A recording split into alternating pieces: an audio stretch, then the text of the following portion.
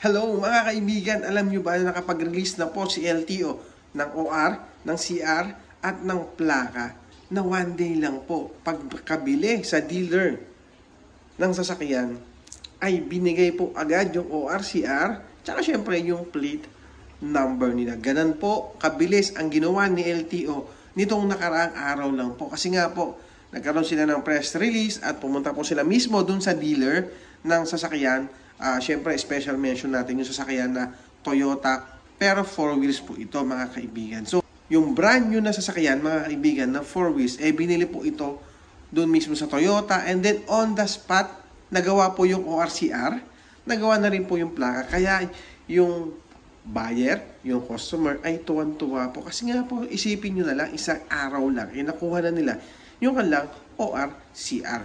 Pero nilinawin lang din nila na kapag po ang isang sasakyan na installment ay ang bibigay lang po sa atin ay ang Xerox or photocopy. Pero mga kaibigan, ito pinapaalalahanan ko kayo sa mga kukuha ng brand new na sasakyan. 4 wheels man yan o sabihin natin yan ng 2 wheels. Pero challenge to sa LTO na sana magawa din nila sa mga 2 wheels yan. Kasi nga, nang nakita natin is para sa 4 wheels. Ngayon, babalikan ko lang yung sinasabi ko sa inyo na bago kayo kumuha, ang lagi niyong tatandaan at pinapaalala din siyempre ni LTO na dapat po ay meron itong PNP clearance kapag po kayo ay bibili or mag-i-installment ng sasakyan, especially motor. Kasi nga po mga kaibigan, hindi po nila magagawa na one day process yung OR yung CR kapag po wala po itong PNP clearance. And then, base dun po sa batas na binigay nila o sa rules na binigay nila, dapat po within 72 hours ay meron na pong CR at OR yung ating bagong sasakyan. Okay? Mga kaibigan, napakaganda po yung ginawa ni LTO ito. Sana po magtuloy-tuloy at sana kasama na rin or mabigyan din ng pansin yung mga motorista o mga motor na binibili natin ng brand new at maibigay din agad within 72 hours. Sana po matuloy yan.